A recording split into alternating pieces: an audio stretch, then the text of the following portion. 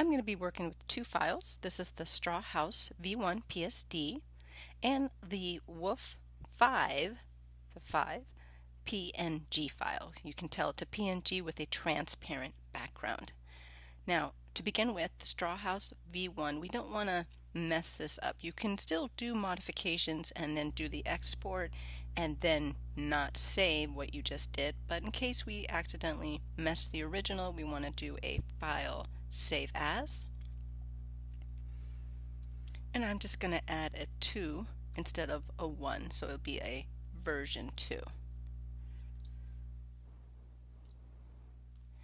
So right now I'm going to zoom out. I do want to make some changes with the overall size. So I'm going to go to Image, Image Size, and I want to make sure the overall image size, which does include the canvas, to be the width of 6. This is linked so I know the height's going to change to the correct number to match that width with the height. I leave the resolution as is. We make sure this is checked on as well, the resampling.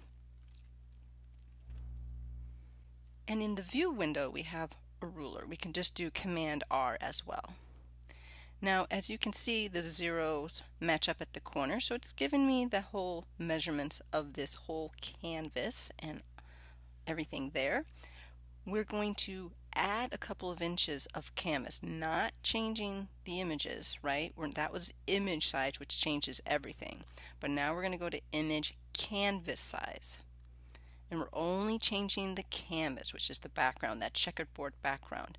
I'm going to put the height, like I said, 2 inches more. So instead of a 4.5, it's going to be a 6.5. And I only want to add it to the top only. So right now this means that it would add the height, but we want to focus. This dot symbolizes the artwork that you have there, and the arrows are saying what direction that growth number that you're going to increase. So we have 6.5, which means it's going to go up in this direction. That's exactly what I want. So you want to have exactly this as the way I have as well. And as you can see, that we've added those 2 inches. Now right here, the landscape, I do need to make some modification. I need to move that sky file. So I do need to unlock. So you need to have that unlock. I'm going to click at the smart object, that blue sky. I'm in the move tool. I'm going to move that up. And I'm going to do a resizing of that sky, so because we don't want that have on the background. I'm going to edit, free transform, or Command T, and we're going to scale. So if you're in version 2018, hold down your shift key to scale proportionally, and we just want to make sure that we have that sky exactly covering that whole area up there. Now I'm done with the landscape group folder. I'm just going to lock that. Now I want to move that house and resize it as well and do some other manipulations. So we're going to select that straw house, and we're going to not select all these layers to make that change. We're just going to click on the straw house, go to your option menu right here, and then go to the merge group, and that merges and flattens just the house. We want to leave the landscape as is. And now I could, from the move tool, could move it over.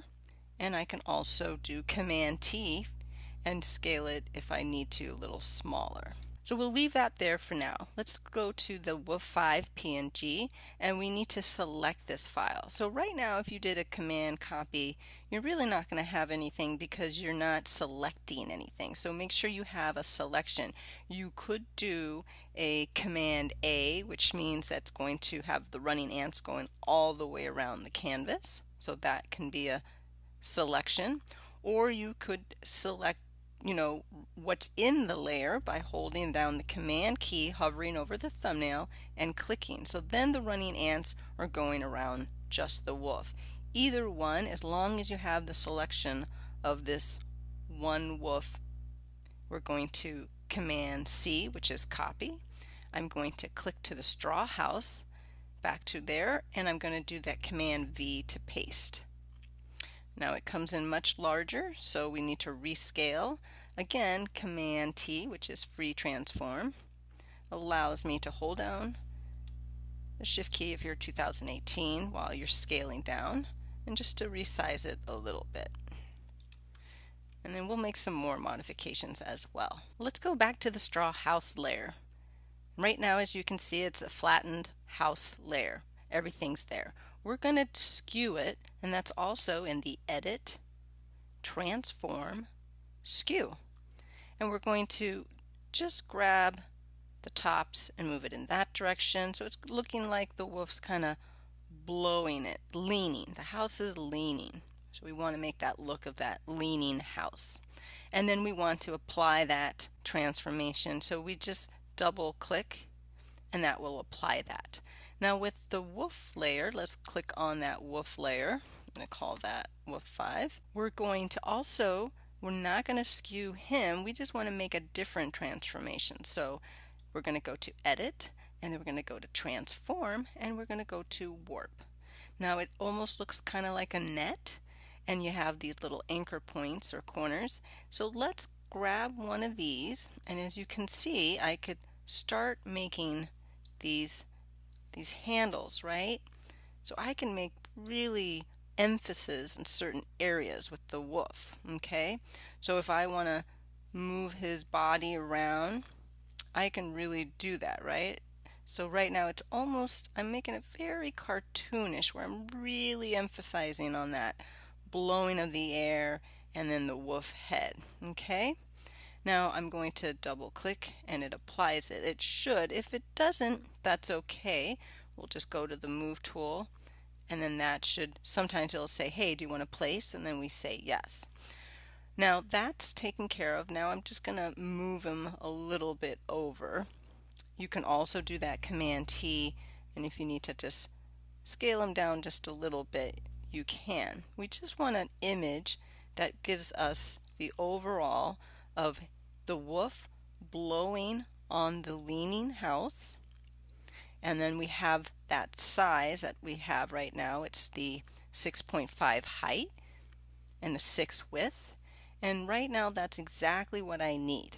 I'm going to Command Save. I have a new number, so I'm not overwriting the original file that was here. Now this file is way too large to bring into Illustrator, and that's what we're going to do. We're going to bring this into Illustrator and make it into a clipping mask. Now we're going to save this as a JPEG file because that's what we want to use when we place it into Illustrator for what we need.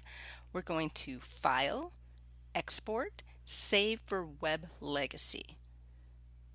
Now the reason why we're bringing this window up, sometimes it shows up with the optimized version or the original, but we want to go right here and change that to say JPEG. So right here we've changed to say JPEG, and that also changed the preset to say JPEG high. If you hold down that button, you have all these other options. Now it's telling us that it's going to give us the JPEG, and it's going to be at 738, which is fine. So let's go to a 2-up because I want to show you what's the advantage of going to this method of exporting. It's nice to see, now if I zoom in, just Command plus allows you to zoom in.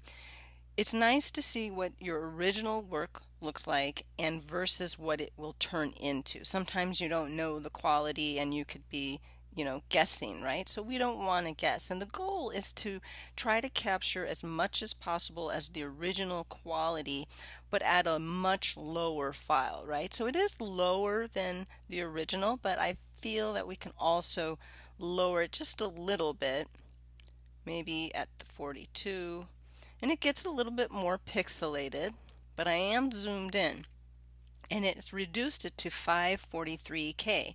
And that's much better. If I zoom out a little bit with that Command minus, it still will give exactly what I needed to do the purpose, right? I still feel like it's still a good quality. It's not really sacrificing too much, not too pixelated, and it's a nice balance of the file size being low and then the quality being good. Now once you're happy with your preview of this is the original and this is what it will be of your JPEG, I will go to the Save button. Mine's kind of cut off, but right down below is the Save button. Click on Save. And I'm just going to call this the wolf straw. And as you see, it says Jpeg. And as you can see, we started off with two files open in Photoshop, the Straw House V1, which is only the house and landscape with all those layers, and the Wolf PNG. And then I brought them together, made those modifications and changes. I renamed it just in case I ever have to go back to making more changes, whatnot. And then I export it out. You should always export it out as a different, more of a flattened, smaller file size than your PSD. Your PSD is your working file where you can make all the magic happen behind the curtain. And then this is what we're going to use going forward. You're going to use this inside Illustrator, you can use it in InDesign, and wherever you need. But this is what usually is the outcome of all that work that you did.